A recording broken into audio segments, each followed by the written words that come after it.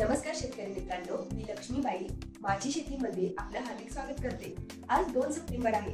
चला तर आपण आजच्या काही मुख्य घडामोडींवरती नजर टाकूया। सध्या महाराष्ट्रातील कांदा, टोमॅटो आणि सोयाबीन बाजारात मोठ्या चढउतारांचा सामना करावा लागत आहे। कांदा बाबतीत बोलायचं झालं तर लासलगाव बाजारातील कांद्याच्या कमी अवकाळामुळे दर वाढले आहेत। केंद्र सरकारने निर्यात शुल्क लावल्यामुळे शेतकरी आणि व्यापारी नाराज आहेत, ज्यामुळे दर कमी होण्याची भीती आहे। टोमॅटोच्या दरात मोठी घसरण झाली आहे, ज्यामुळे काही शेतकऱ्यांनी आपल्या पिकांचा नाश केला आहे। सोयाबीनच्या दरातही चढ उतार सुरू आहे आणि राज्यभरात याच्या दरामध्ये मोठी अस्थिरता आहे। या परिस्थितीत शेतकरी थेट ग्राहकांना विक्री करण्याच्या पर्यायांकडे वळत आहेत, जेणेकरून त्यांना चांगला दर मिळू शकेल। चला तर आता भेटूया उद्याच्या व्हिडिओमध्ये। हा व्हिडिओ तुमच्या इतर शेतकरी मित्रांपर्यंत पोहोचवा आणि त्यांना ही या माहितीचा लाभ घेऊया।